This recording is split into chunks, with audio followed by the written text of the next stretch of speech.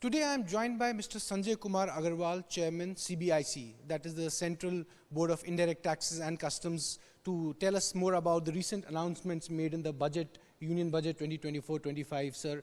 I would like to begin on the note of GST, Goods and Services Tax. There has been a lot of buzz about rejig in the GST rates. How do you really look at that, and when do you think, could you give us a time frame when this rejig would finally happen?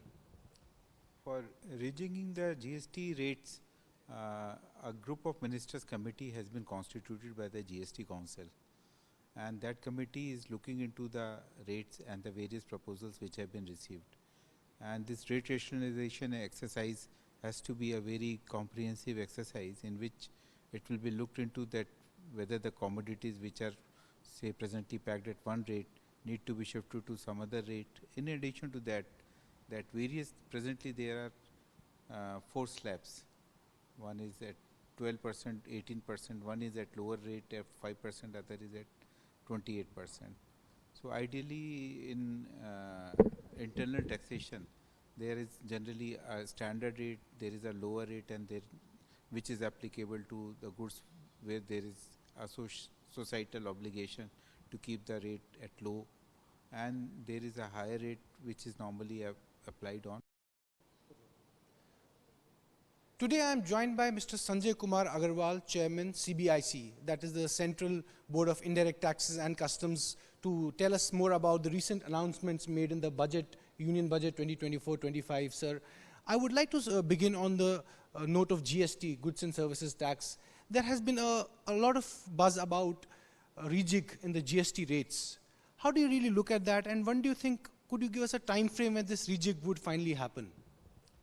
For rejigging the GST rates, a group of ministers committee has been constituted by the GST Council, and that committee is looking into the rates and the various proposals which have been received. And this rate rationalization exercise has to be a very comprehensive exercise in which it will be looked into that whether the commodities which are say presently packed at one rate need to be shifted to some other rate. In addition to that, presently there are 4 slabs. One is at 12%, 18%, one is at lower rate at 5%, other is at 28%. So ideally in internal taxation, there is generally a standard rate, there is a lower rate, and which is applicable to the goods where there is a societal obligation to keep the rate at low, and there is a higher rate which is normally applied on the goods which are consumed mainly by the affluent class of societies. So this exercise has to be carried out by this GOM, and maybe in the next GST Council, if not the report, but at least some work which has already been done may be presented. Talking about fuel, bringing the fuel component under goods and services tax, because I would like to tell our viewers that there has been a lot of demand with regard to bringing the fuel component, including the aviation turbine fuel, under the GST regime. What is the way forward for that, sir? In fact, at many times these proposals have been received that petroleum products, the 5 petroleum products which are presently not under GST, may be covered under GST. These 5 items are crude oil, natural gas, petrol, diesel, and ATF. If you see these 5 items, there are 2 items. First 2 items, crude oil is used as feedstock for further production of various petroleum items.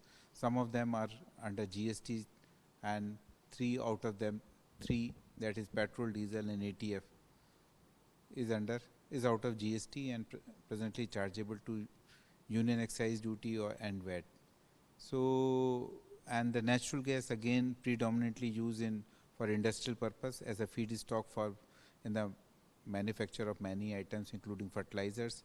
And in addition to that, natural gas is used as CNG, as automotive fuel, and PNG for domestic fuel. So this is basically the purposes for which these petroleum items are used. That a call can be taken that whether it can be a graded approach when maybe some items are included in GST, which are used as industrial feedstock, and subsequently we may think of including other items which are used as automotive fuels and fetch lot of revenue to the central government and state government. So, because any exercise which is undertaken has to be a revenue neutral exercise. So, revenue neutrality has to be maintained. Talking about revenue, when we talk about revenue, the online gaming has fetched government a lot of revenue. Is there a proposal or is there a policy proposal that it will be reviewed? The 28% taxation on online gaming will be reviewed, or is the government pretty okay and happy with the sort of revenues that it has been generating, the online gaming? Certain amendments were carried out, and from 1st of October, the industry is paying the GST as per the amendments which were carried out with prospective effect. And since then, the revenue which is being paid by this sector is to the tune of 1150 crores per month.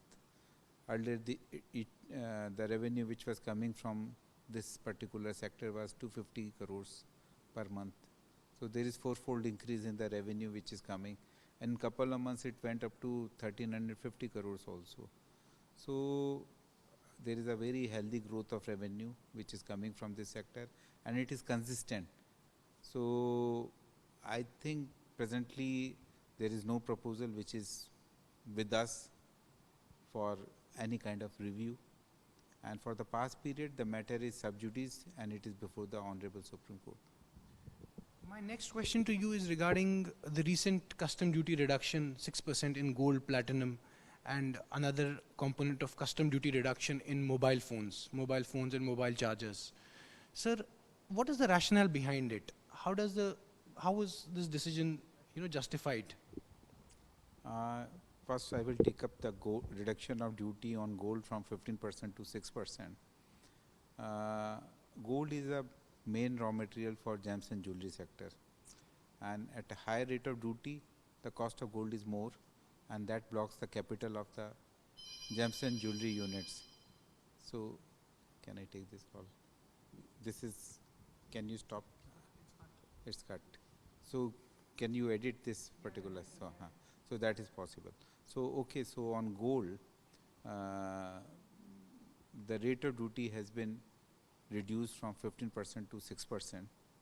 And if you see that there are lot of demand from the gems and jewelry sector for reduction of duty on gold, because gold is the main raw material for this particular sector, and at higher rate there was a capital blockage till the time jewelry is produced and value is realized. So this will definitely be promoting the gems and jewelry sector for jewelry manufacturing, either for domestic use or for exports. So, and this particular sector provides a lot of employment, and it adds to GDP and lead to again exports also. What about mobile phones, sir? The import duty cut on mobile phones, chargers, and other components, electronic components. How do you really look at that? How is that going to increase competition in this mobile manufacturing? As far as mobile phones are concerned, in fact, rate of duty on mobile phones and its parts were increased in 2020 under phase manufacturing program, and the objective for which the rate of duty was raised was that the value chain is deepened and industry comes in the India for manufacturing the mobile phone for domestic use as well as for exports, and that ecosystem has now been established. And I am happy to say that the PCBA, whose value is 55% in the total cost of the mobile phone, is mostly now being manufactured within India, because we are seeing that there is a declining trend of imports of PCBA in India. So once that ecosystem has been set up, and the objective with which the rate of duty on mobile phone was increased, once that objective is achieved, then there is a case for reduction of duty to normal level. So with that confidence, that rate of duty has now been reduced on mobile phones from 20% to 15%. as far as mobile chargers are concerned, mobile chargers are manufactured in the country, except in few cases where it is required for exports to certain countries where the PIN requirements are different. So with that objective, the relative duties have been calibrated, and I would like to say that mobile phones is one of the success story of PMP program. Thank you, sir. Thank you for speaking with us. This was Mr. Sanjay Kumar Agarwal, Chairman CBIC, telling us about the announcements made in budget and giving us clarity on this. We will get more clarity as and when the fine print of the budget comes out in the next few days.